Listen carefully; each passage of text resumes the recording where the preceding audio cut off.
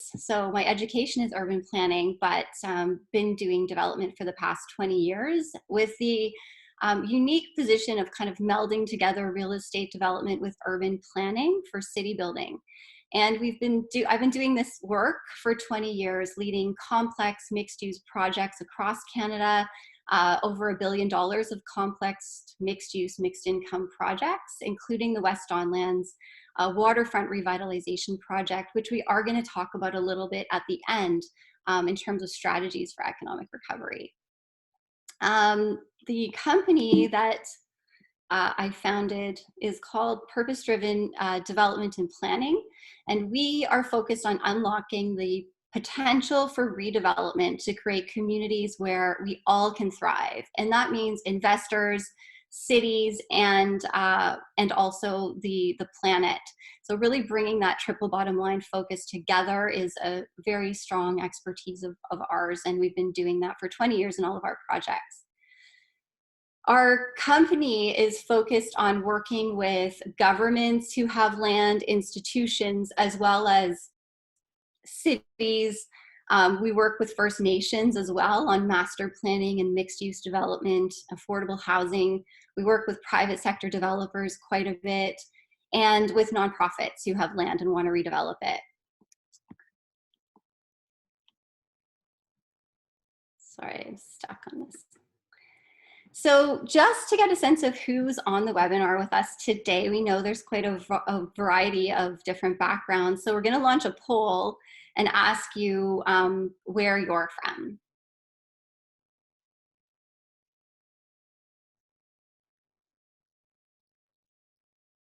So we'll just wait for a few responses to come in.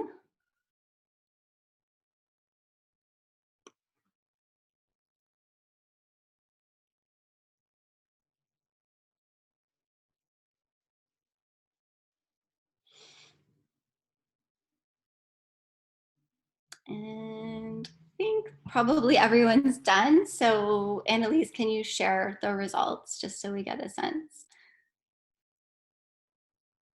Okay, great. Excellent.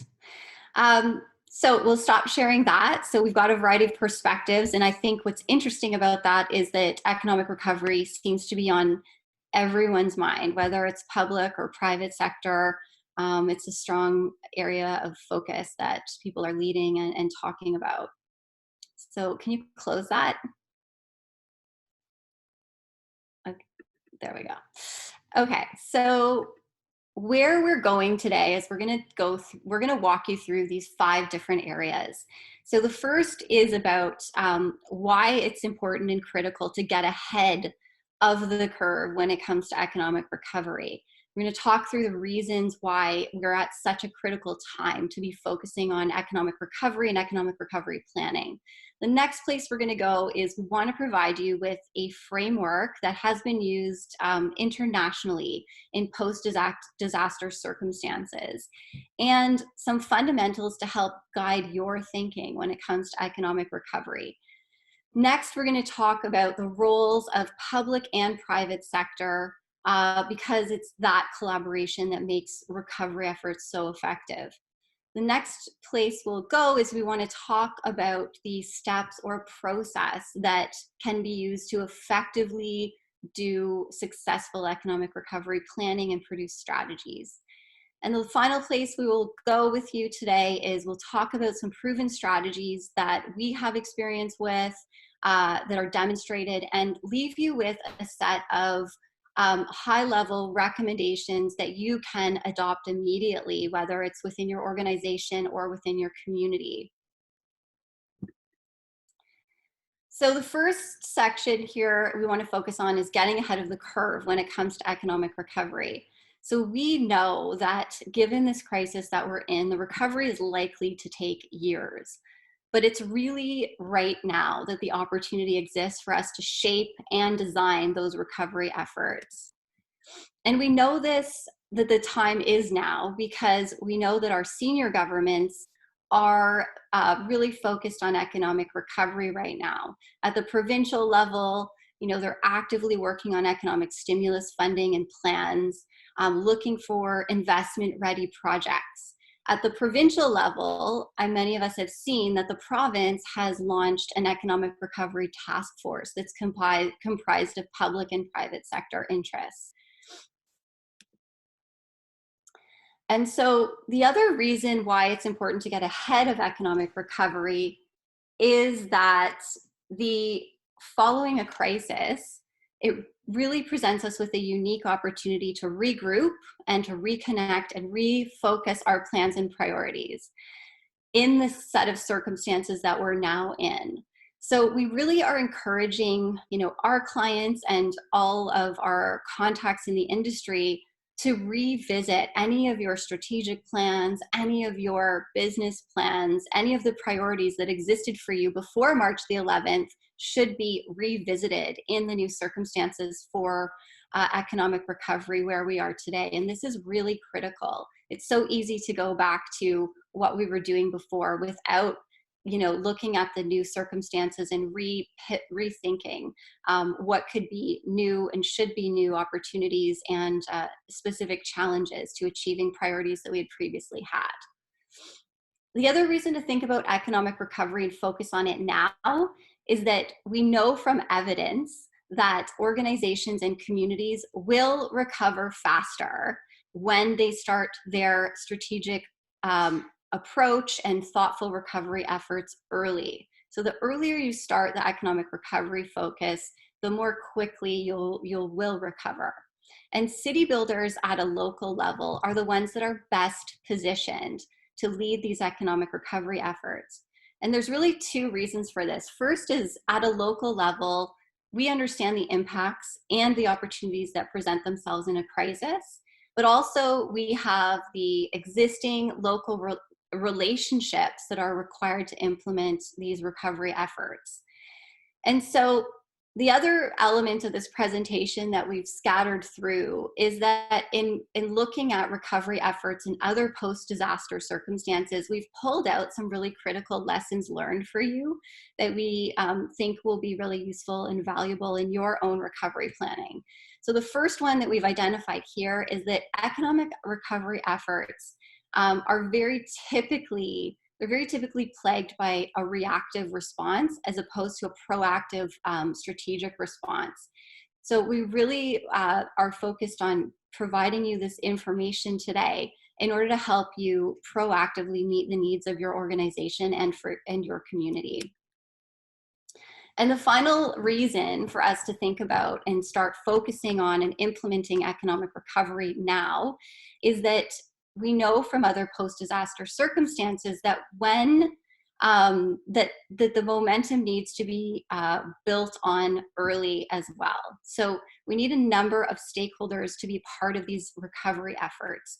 And those efforts have to be organized quickly in the crisis so that you get everyone's attention, right? People start to focus on other things, focused on their own interests. But in the early stages, people are really focused on that collaboration and want to collaborate and be part of the crisis response and recovery efforts. So starting early, organizing quickly is critical for that. So any questions or comments about organizing, getting ahead of the curve here? Yep, Ahmed. Do you want to unmute yourself? Maybe we could try it like that. Good afternoon. I see that you've unmuted me. Thank you for taking my question. I just really quickly on the multiple parties and stakeholders, who would you recommend? Would it be, for example, private sector purely driven or some government involvement, and with government political or then administration or more bureaucratic, as well as the different levels of government? Where would you best point for that? Thank you. Thank you for that question. It's a great one. And we are going to cover that question. The quick response, Ahmed, is all of the above. And we've got some details about that in the steps in the process for economic recovery. It actually falls into, I believe it's step 2 of economic recovery, which is building a team and a task force. So we will get there and answer the specifics about that. Thanks. Okay. So quickly, really wanting, again, to get a sense of where you're at, where your teams and your organizations are at, we're going to launch another poll with 2 questions. The first is, have you and your team started to think about economic recovery? And really, beyond thinking, have you started to act in any way towards economic recovery? And then, second of all, what kinds of strategies? So we've identified sort of 4 high-level strategies, and we're just curious about where you are in focusing right now.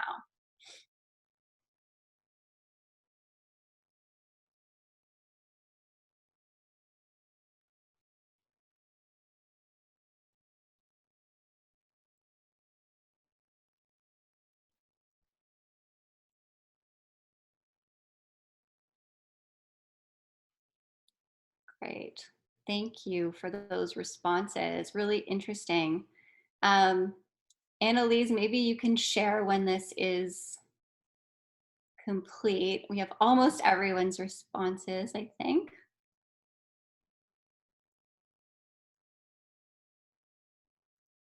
We're just waiting for a few more.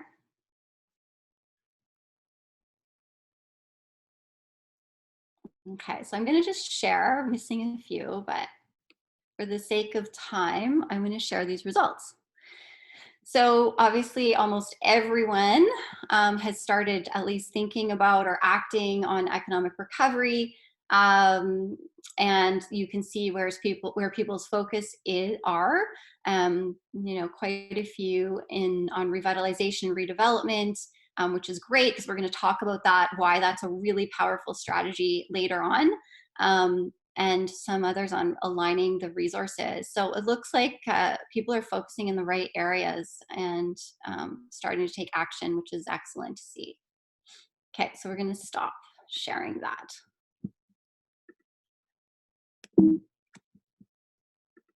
So the next place we're going to go on this road to looking at economic recovery is around the fundamentals and the framework for thinking about and planning for economic recovery. And why we think this is so important is that most of us have never faced a crisis like this. Most of us have lived through the economic downturn in 2008, but is nothing as extensive as what we're impacted by right now with this COVID-19 crisis.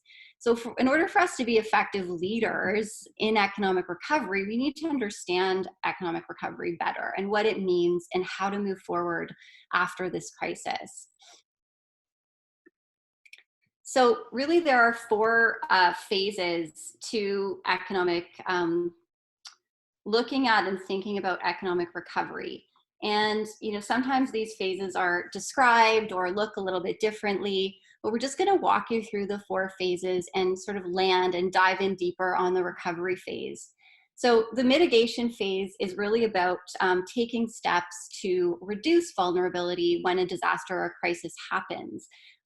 Things like reducing injuries, loss of life, loss of property.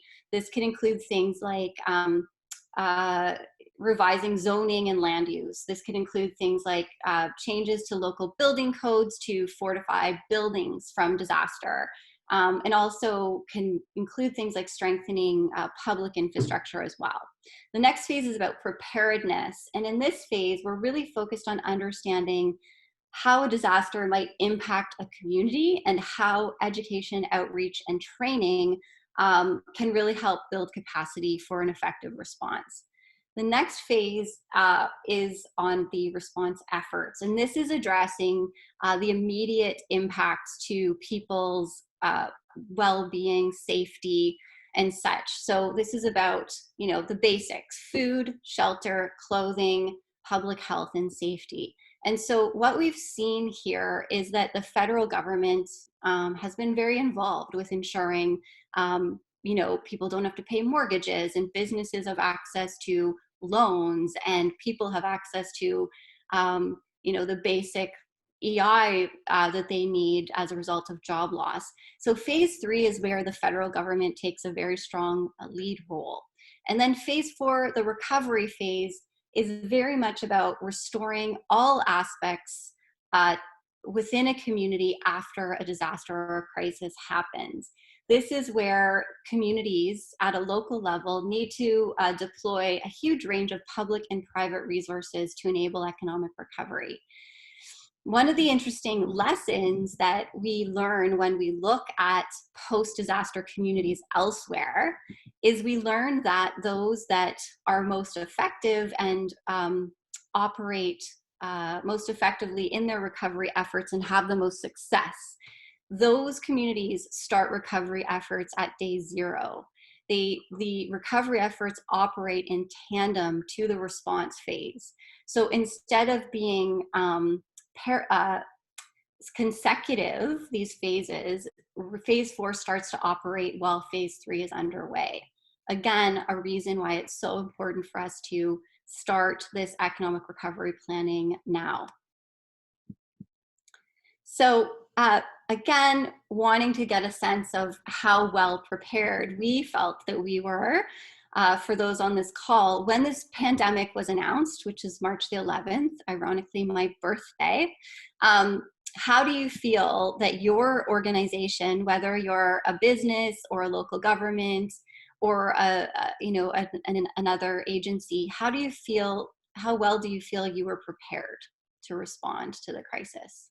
Do you feel you were prepared as an organization, or do you feel you were not prepared to respond as an organization?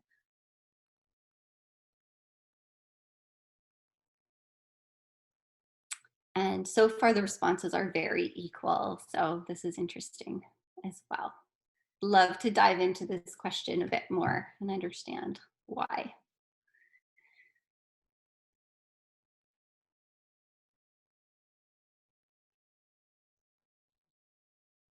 Okay, so Annalise, are you able to share this? Yeah, so you can see pretty equal. It'd be very interesting to understand those who were prepared, why and how you felt you were more prepared for responding. What tools did you have in place to be ready for this? Maybe at the end we can ask that question in our discussion period. So we're going to stop sharing. So the next section that we're going to dive into is on the roles and responsibilities quickly of public and private sector. So at the federal and the provincial government, there are different mandates when it comes to economic recovery. We're seeing these play out in real time right now. So the federal government is responsible for maintaining partnerships and putting together partnerships with organizations where resources can be leveraged. They also have responsibility to respond to the emergency needs of citizens. We're seeing that with a lot of these programs, that they responded to very quickly, in my opinion, and very effectively. The less clear mandate at the federal level is dealing with business and economic recovery. There isn't really a federal agency that has a clear mandate to deal with this. At the provincial level, the province is responsible for committing resources to assist local jurisdictions in response efforts. So we haven't seen this yet, but we know that the province is actively working on those response efforts. The other thing that the province is mandated to do is they may put a crisis team together. So we've seen that. They've put together this economic recovery task force composed of public and private sector.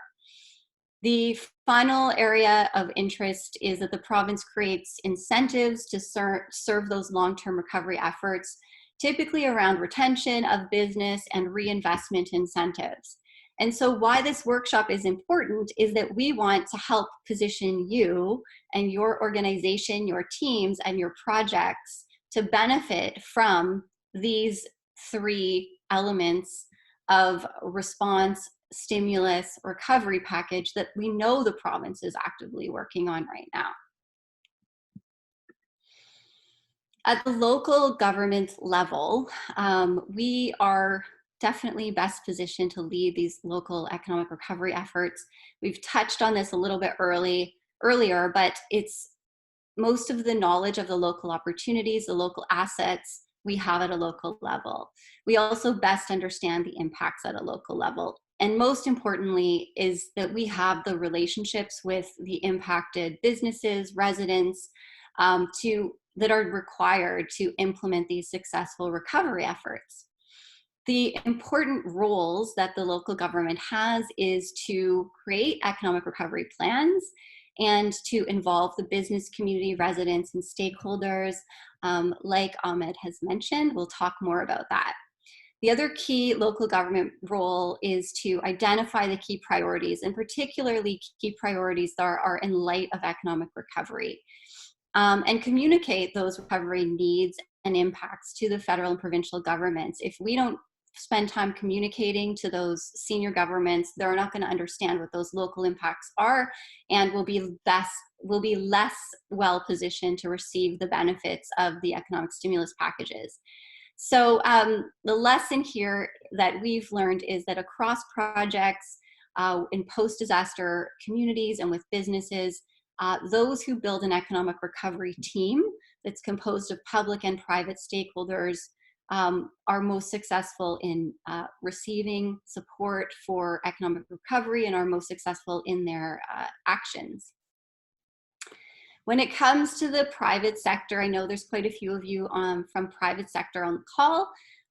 The economic recovery efforts really can only be fully understood in terms of impacts and opportunities when the private sector is working collaboratively with public sector.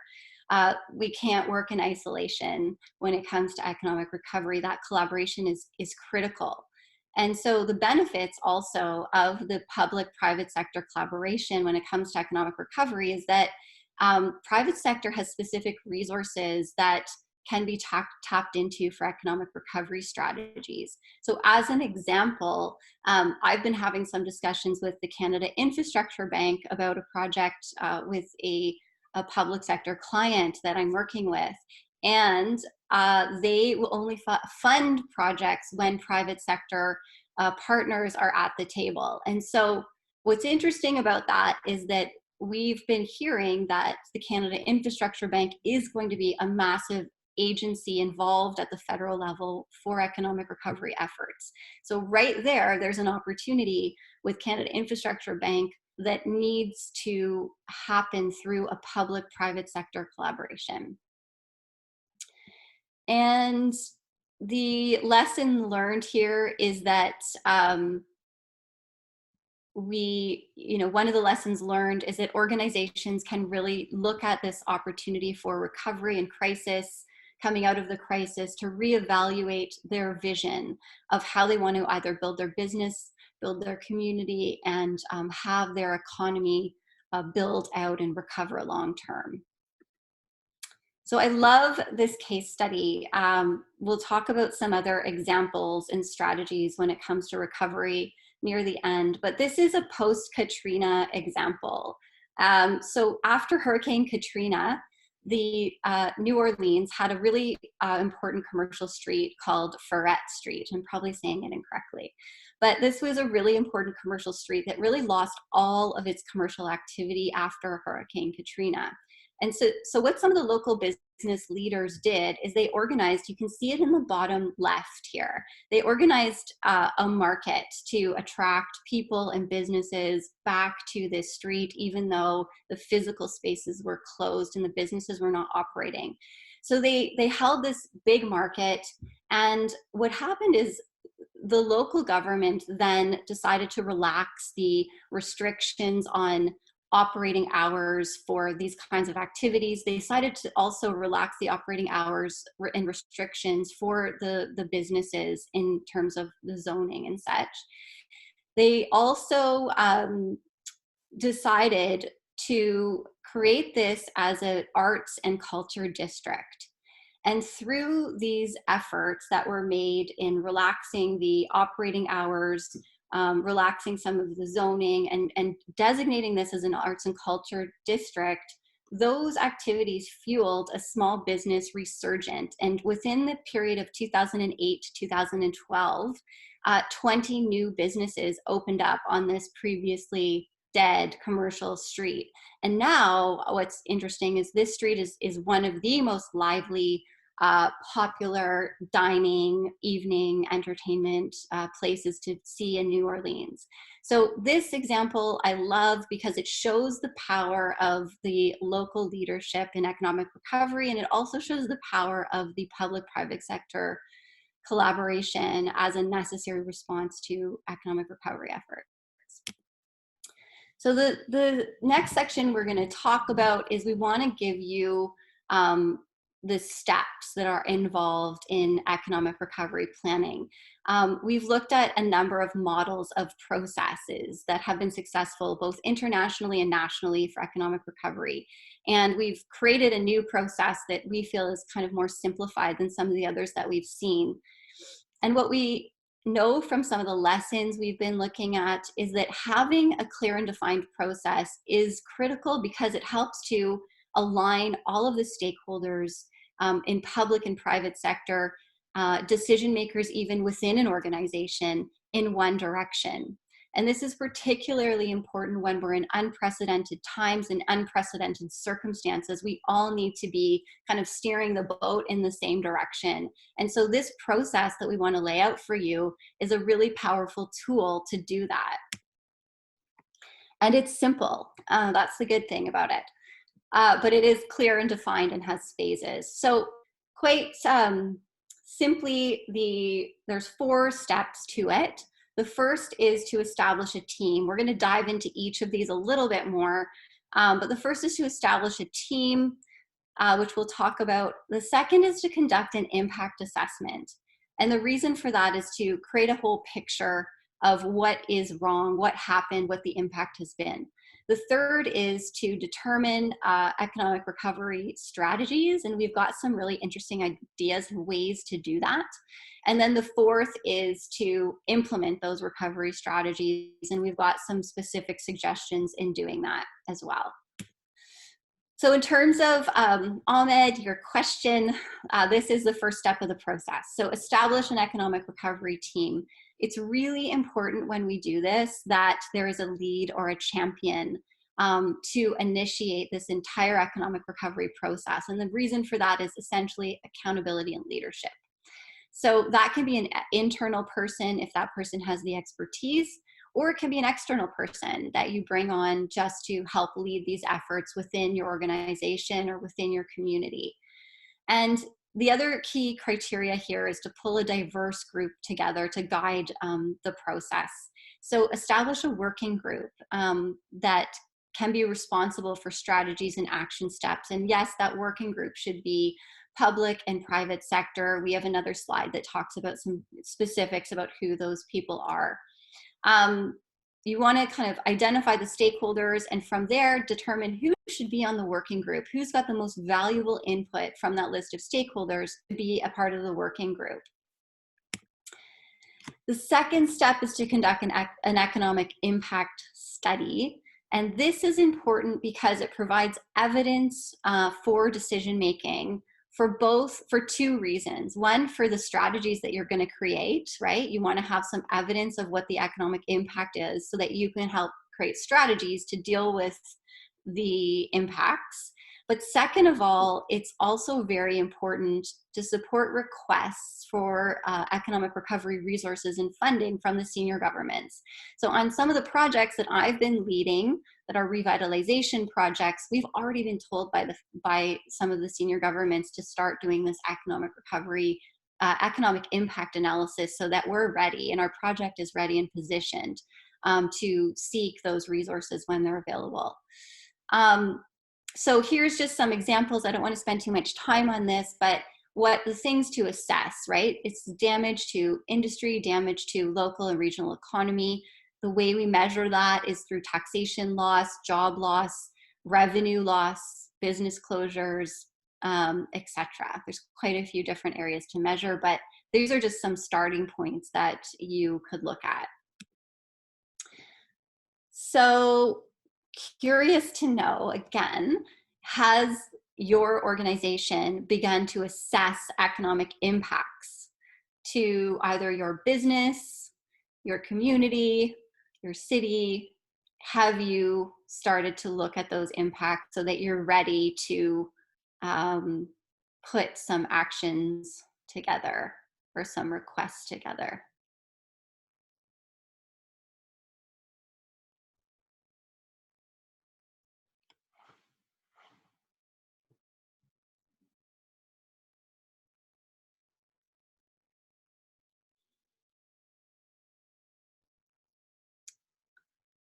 Okay. Okay. So yeah. Okay. So we can see not everyone responded, but we can see it's roughly half of us have started to assess the impacts and the other half haven't. That's fine. That's interesting. Thank you. I'm going to close that. So the third stage and step in this economic recovery process that we've created is to look at a long-term plan with action strategies based on the information that you've gathered through that assessment of the economic impact. And the interesting thing here is that you can gain that input through the working group that was mentioned earlier. You don't have to go out and do a big study and commission, a massive study to be done. You could actually just gather some of that information through a really well composed working group of various different stakeholders. And then now that you have that information, you work with that working group and you come up with strategies and that long-term action plan. So the important thing here is that the strategies should look at the short, medium, and long-term recovery. They don't need to just be short-term or just long-term. They should kind of be phased. We also, in this coming up with the strategies and the actions, we want there to be measurable outcomes so that you can monitor the progress. And we also want to have an effective communication strategy that you can communicate out what's been done, what's working, and you can make information available to the individuals who are responsible for implementing these actions. So those are the three really key elements of this. What another fabulous tool that we have come across and we are offering is this idea of holding an economic recovery charrette. So I know most of you have heard of design charrettes, where you get a bunch of people in the room and you look at issues, you look at challenges, and you map out solutions. We typically do those around a site or a parcel of land or a building. Well, we can hold also economic recovery charrettes as a tool to do all of the same things and achieve the same results, but it's all about economic recovery. What I like a lot about this strategy is that it's a quick way to identify the challenges, get people on the same page about those, and then to come up with strategies and map out solutions about coming up with an economic recovery plan. So here are the kinds of, and this could be your working group that you formed earlier, or it could be a broader group, right, than the working group. It could also be an internal group within an organization. And you could have an economic recovery charrette with an internal group where you need to align many different decision makers around an economic recovery strategy or approach. So there's lots of different ways and contexts to do this, but I think it's a powerful and a creative way to quickly come up with solutions and understand the full consequences of the economic impacts and come up with solutions for recovery. And here's the kind of organizations and people that you would want to have part of this. You would want to have local economic developers. You might want to have some planners, local planners. You can have other staff at the local government on that, including politicians. I think if you had political champions as part of something like this, it would be really great. You can have business associations. Key businesses in the community or in the region would be involved with this, as well as key industry groups. So that gives you a bit of an overview of like who should be involved with the kind of impact assessment, as well as the kind of planning for economic recovery that needs to happen. And what that would achieve through taking that approach is that you would determine the challenges that you're facing through economic impacts. You would also be able to identify and list strategic priorities for economic recovery. That kind of approach of holding that economic recovery charrette has been known to build opportunities around public-private partnerships. And you can then combine resources for maximum impact. The fourth and final stage of this steps for economic recovery is about implementing the recovery strategies. So here we are focused on implementation, and we really need to assign tasks so people take ownership and carry out the tasks. We want to disseminate information for resources and community restoration and recovery efforts. And we want to continue to monitor the effectiveness of what the recovery efforts have been. And this also helps to justify continued support and funding from the senior governments. So the last section that we want to go through with you is we want to give you some proven and powerful strategies for economic recovery. And we want to make some recommendations that are things that you could implement immediately in your own leadership, in your organizations, in your communities for economic recovery. So what we know is there's these 5 areas where economic recovery is typically focused. One is around small business and entrepreneurship support. Another is workforce development. The third area is around aligning economic development resources and programs. We saw a number of you on this call have started implementing some of these actions. Another area is around establishing and enhancing regional clusters. And the final area is around revitalization and redevelopment, which a number of you have also started to focus on. So what's interesting is that if we look across the US, because we've got mostly data from the US on this, when we look across the US, the redevelopment efforts have happened in post-disaster situations have been used to revitalize downtowns. They've been used to revitalize post-industrial areas. They've been used to repair inadequate infrastructure. They've been used to replace housing or build affordable housing and other rebuilding efforts. And all of these efforts that economic recovery is focused on have been really powerful at generating and leveraging economic growth. So revitalization is a really powerful strategy for recovery because of all of the economic spin-offs that happen when we focus on revitalization and redevelopment of underutilized land areas. So what I like about this graphic is it shows us all of the benefits that happen around revitalization. So this can be a revitalization of a brownfield site, it can be revitalization of a waterfront site, or any underutilized parcel of land, because the impacts are the same across the board. So when we focus on these unutilized parcels of land or parts of cities, we end up creating jobs. We increase property values in the surrounding area by creating tremendous revitalization that spreads out from that site. We increase opportunities for affordable housing. We also increase the local tax base, and we increase the value in a way that generates revenue opportunities both for public and private sector. So I just want to give you some data on that. About revitalization as a proven catalyst for economic recovery. We know that for every dollar that's invested in revitalization projects, it leverages a return on investment from the private sector of $18 to $31.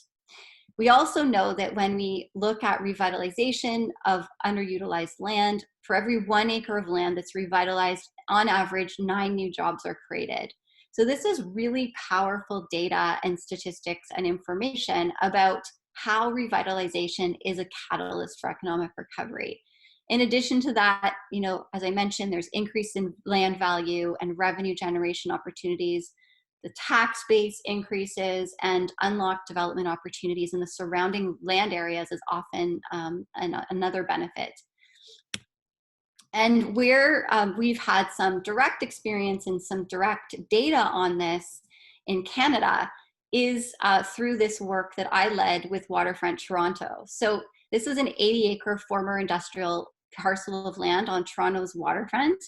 And we rebuilt it into a new mixed-use community with 6,000 new residential units, 1 million square feet of employment land, schools, community centers, parks, all of that good stuff for a complete community. And what we learned is that not only is revitalization, delivering a great new part of the city, but it also is a major economic engine in its own right, fueling growth and jobs.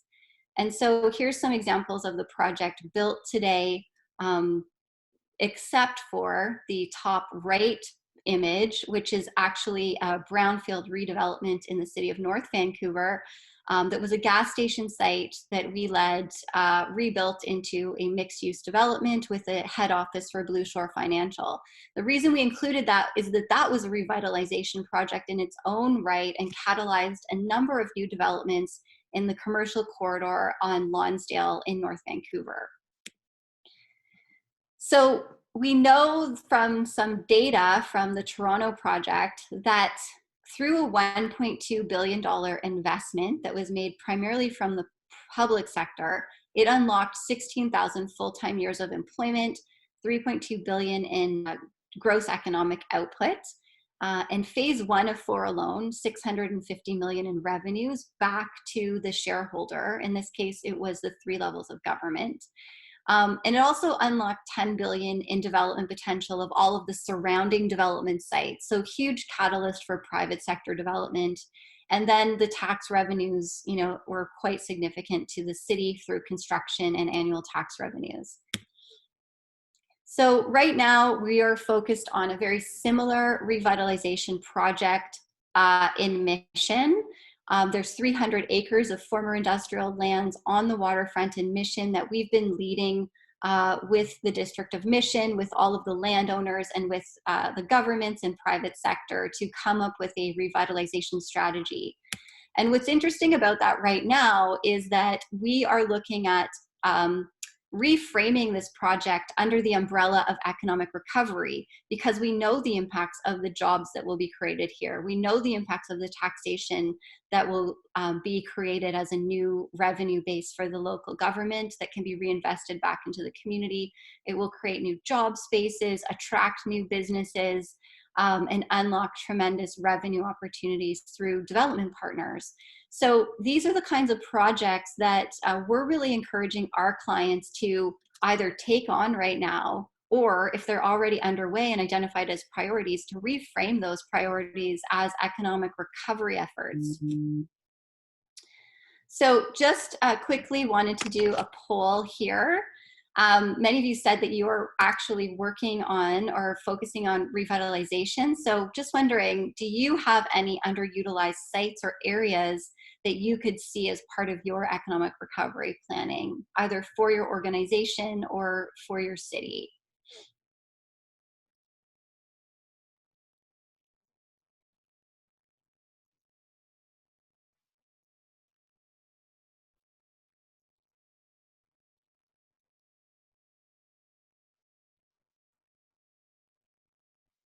Okay, so we'll share those results. So it looks, again, almost half are doing that and half aren't.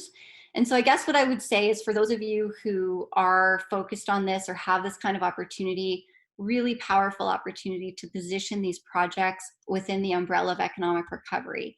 If you're not doing that, there's lots of other strategies to focus on. This is, one of those 5 areas that are typically strategically focused on for economic recovery. And yeah, I just also wanted to mention, for those who are undertaking projects or have projects, there is funding available for redevelopment and revitalization of underutilized lands, particularly if they have any element of contamination. That FCM right now is really looking to push out their grant programs. This could be for public or private sector. They really want to push more of this funding into BC. So there's an opportunity here to kind of take advantage of this funding, advance your project, and advance it to a point where it can achieve the economic stimulus funding from the senior governments. So win-win all around. So finally, we want to wrap up with some recommendations and next steps. And these are, some high level, immediately implementable recommendations that we would offer you. And the first is to identify an internal champion and secure the resources required within your organization to lead economic recovery planning. The second is that you also need to build capacity and expertise in your organization. That can be through internal or external expertise, but you need to build that capacity so that you can quickly launch into doing those steps that we mentioned to create an economic recovery plan. The third thing that we'd recommend, and this is also an opportunity right now, is identify the stakeholders that would be forming your economic recovery working group or team. Um, Thinking broadly about who that could be that would inform this work. Uh, the other recommendation that we really are excited to see and we think is an excellent tool is to host an economic recovery charrette. So kind of do this intense, shorter term strategy that's a unique way to align everyone around the economic recovery planning process and generate strategies and actions. And finally, really focus on considering what your current priorities are that can be reframed as a strategy for economic recovery so that you are launching something that you already wanted to do as a priority, but you're putting it under this new umbrella for economic recovery, and then you're using that to communicate to the senior governments that you've got an investment ready project. So that's all we had to share with you, and I hope that was useful and valuable. We're going to be following up with giving you some takeaways from this over an email, and would love to connect with you if you had any further questions or wanted to dive into any of these areas deeper than we're able to go to dive